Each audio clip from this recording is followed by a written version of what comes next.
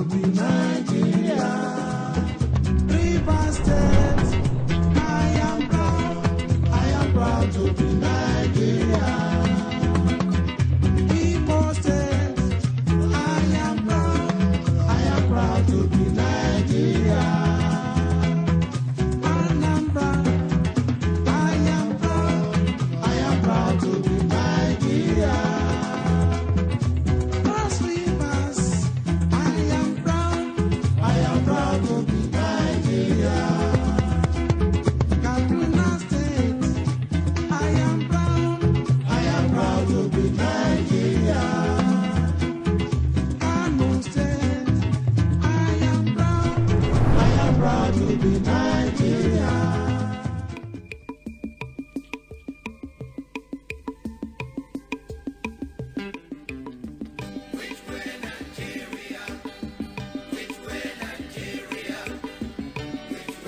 It all started at this colorful event.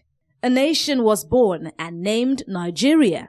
As it was newly liberated from the hands of its colonial masters, Nigeria, a country with many diverse cultures and languages, overcame the differences of the numerous tribes, turning them into strengths in a bid to building a sovereign nation. Over the years, there has been a decline in the level of developments the country has witnessed, largely due to corruption and the economy becoming monolithic. 60 years later, the country is in the grips of a call for restructuring as a way forward. But is this truly the solution to the problems plaguing the country? We should go back to 1950 Ibadan Conference and go back to the 1954 Constitution. Let us go back to 1954. That talks about When we had our regional autonomy, yes, the judiciary of Western Region was headed by a Chief Justice. Federal was headed by a Chief Justice. The East by a Chief Justice. Now they have downgraded them and called them Chief Judge. You see, the whole idea is stupid. We had our native police, even community police. In Ilefe, we used to call them Akoda. Do you believe that at the time of independence, the civil servants in Western Region was earning more than the civil servants in the federal? I'm telling you. Go and find out. We were paying our people more than federal. Of course, you know that we started television in 1959. When did NTA start? 1961 or 62. We had the Liberty Stadium in Ibadan in 1959. They didn't have a national stadium until when?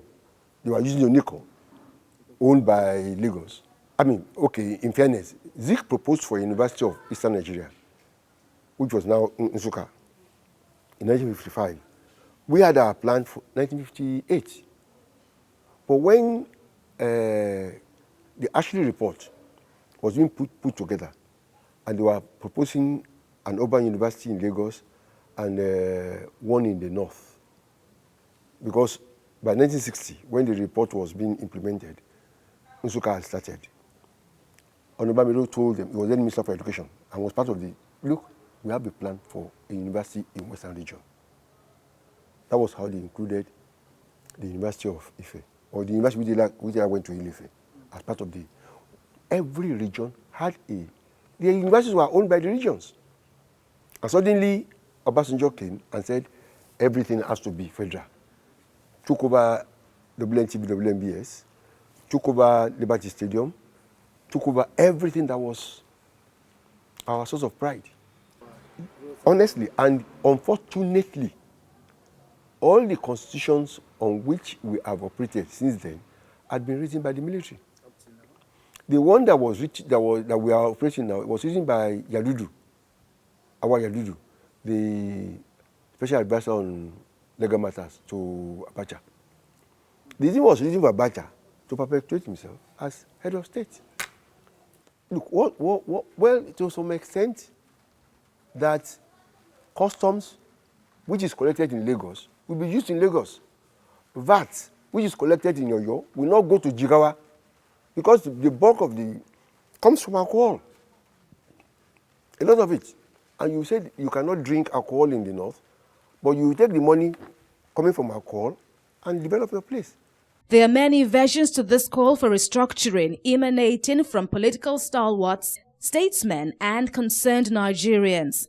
I learned from history the many constitutional conferences that those founding fathers participated in, home and abroad, in the UK. And who are these prominent founding fathers? Chief Obafemi Awolowo, Dr. Nnamdi Azikiwe, Sir Ahmadu Bello, and subsequently, Alhaji Tafawa Balewa. Before them were the likes of Herbert Macaulay, fighting for the independence of our nation. In all those conferences, agreements were reached by these founding fathers. Perhaps the foremost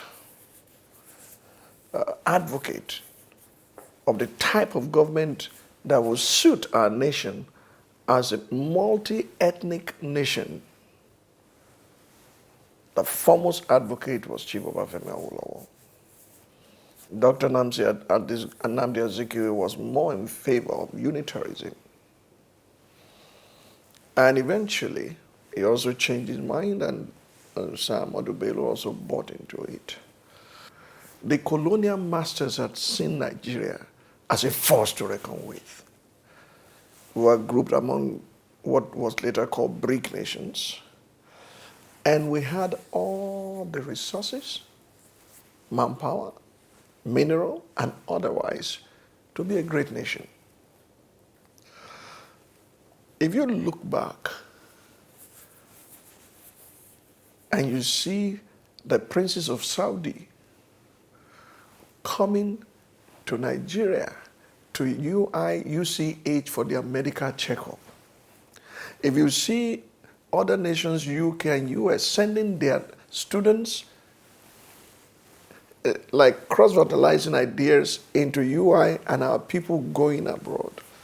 If you see the steady, predictable, seemingly predictable progress that the regions enjoyed, when you look back today, there will be pain in your heart that if you had just been allowed to continue at that steady pace, even those who did not know there was a dream, it will be clearly evident to them that some people sat down, like in America, and planned the future of a nation and began to implement it for the benefit of their people.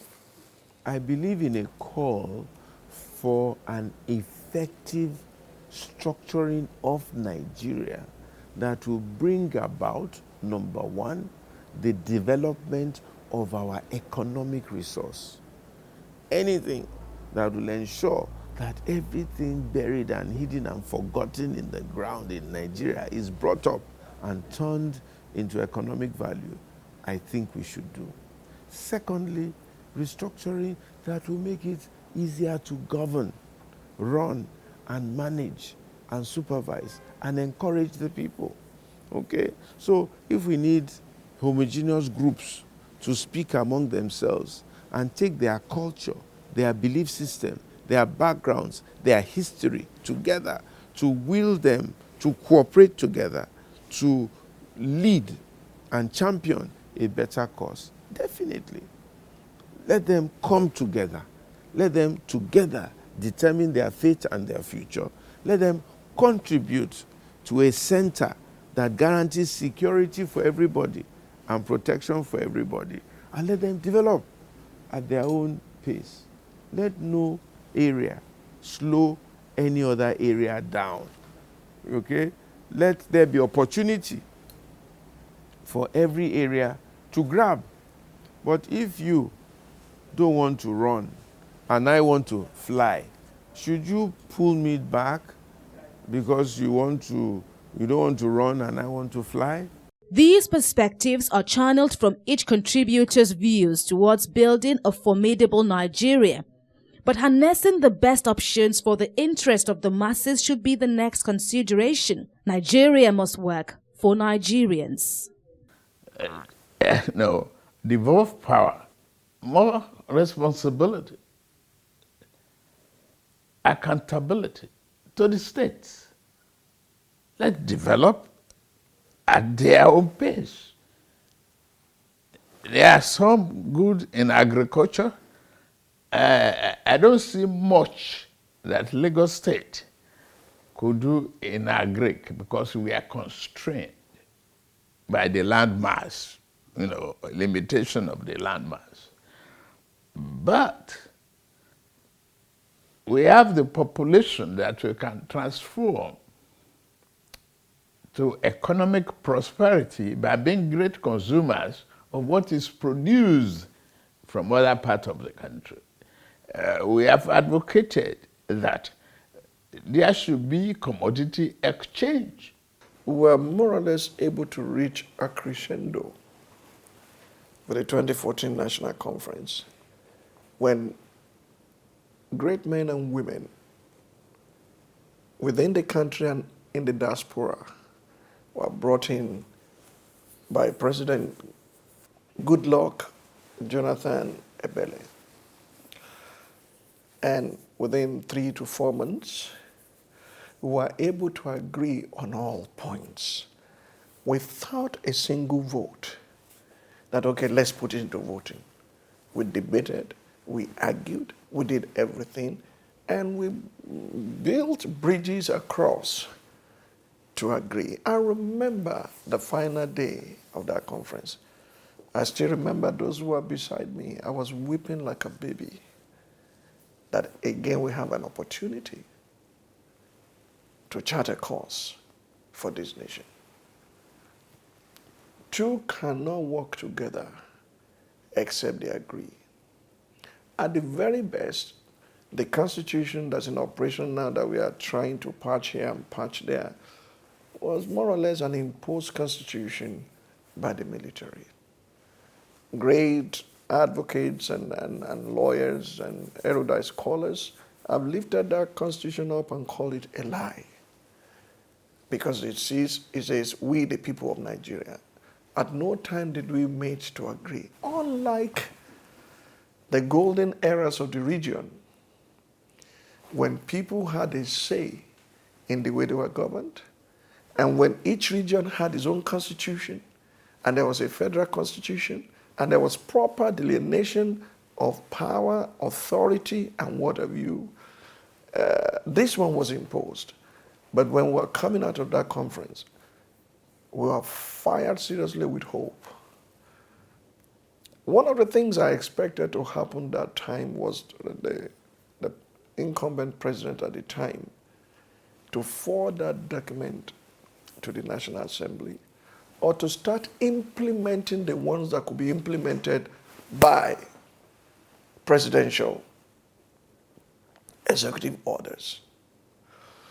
But because of election and many other reasons that he may later advance, he packaged it and handed it over to President Muhammadu Buhari, who severally had said the money they should have spent on education, on paying teachers' salaries, they wasted on that conference.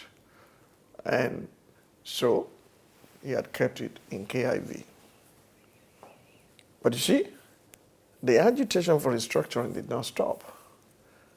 And a time came when the same president who said, I will keep it in the KIB, now asked his party, the APC, to look into the issue of restructuring because that is the way forward. We can't continue with these 36 parastatals called states that are malfunctioning, that cannot survive economically, that had to be sustained by the federal. Now that the federal itself is not having enough resources, naturally, water will find its level.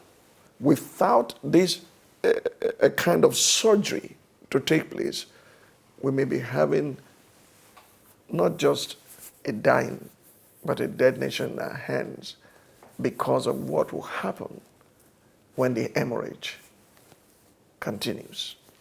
Well, my own idea of restructuring is that which makes a country to run and run well. A situation where the entire nation is being micromanaged from Abuja is not working, and it will not work. At the first republic, the independent components that makes up Nigeria were going at their own pace and level. There was development based on the capabilities of the regions. In fact, there were healthy competition between the regions, and things were moving well. The moment we came to unitary, that is where we missed it. When you talk of unitary, you cannot run one agri policy from Abuja down to Badagry, because the component parts that make the states may not allow for that policy to thrive or to work. So that's why the center has taken on too many things. Let us share most of the schedules of the center and give to states. What has made it to work? In fact, there was agreement at independence that they will all run independently, and maybe at a future date, everybody can decide to stand on its own. That's my understanding, that that's what happened in 1914 or whatever, when the amalgamation came up. But this is a system we have operated. And we have seen the differences between that and what we are operating now. Why can't we go back there? Because too much power has been left to the center. And that's why everybody is running the rat race. But if the country decides that that is the way we want to go, so be it. It's not anything new. It's nothing new. We have done it before. It worked. And players from the northern part of this country played it at the national level, and it worked. So I don't see anybody having any fears as to how workable it's going to be or not. 2014 conference was that the conclusions of the conference should be taken over by the president and then make sure the decisions were implemented. That's all. We are not moving forward at all. There is a lot of animosity, a lot of suspicion, a lot of political impartiality, then power imbalance, everything put together make Nigeria not progressive. The president should implement the conclusion, the decisions and recommendations of the 2014 conference. There's no part of this country where you don't have natural resources, non-oil natural resources, whether it's whether it is in terms of bitumen, gold, diamond, precious stones, and this and this and this and that. They're all there. And incidentally, non-Nigerians are busy mining those things and taking them, smuggling them out of this country. If you don't like the idea that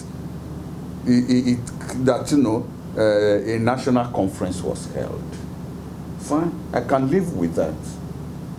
But you are looking for solutions to the problems which even you as a government face. Then look inside that, strip away, remove the back, throw it away. forget where it came from. We dealt with the question of Fulani herdsmen, for example. Yes, we discussed it. You know, people almost came to blows. You know, you are making allegations. So we came up with this whole idea of ranching and how it will be funded. There were people who were complaining about cattle rustlers coming from across the border from our neighboring countries.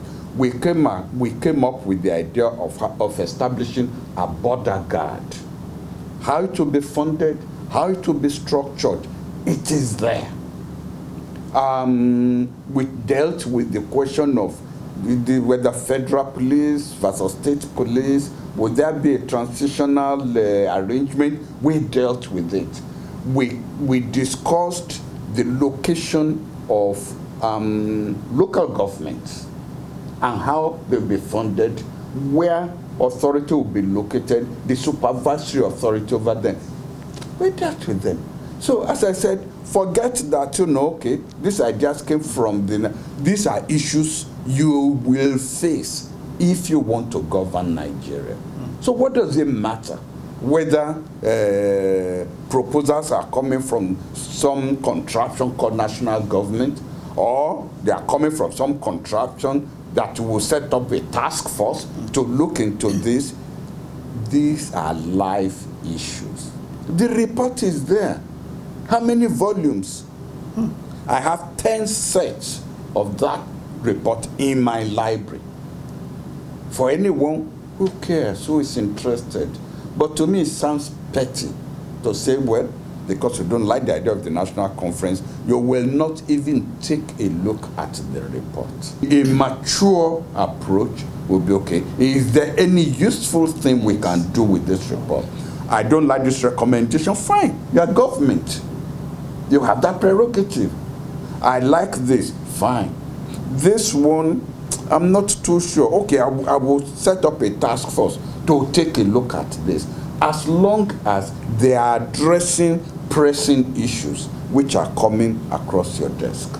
I'm of the considered opinion that the North is not inferior to the South, and the South is not superior to the North, that we need a collaboration to get the best of the North and the best of the South to make this nation a great nation.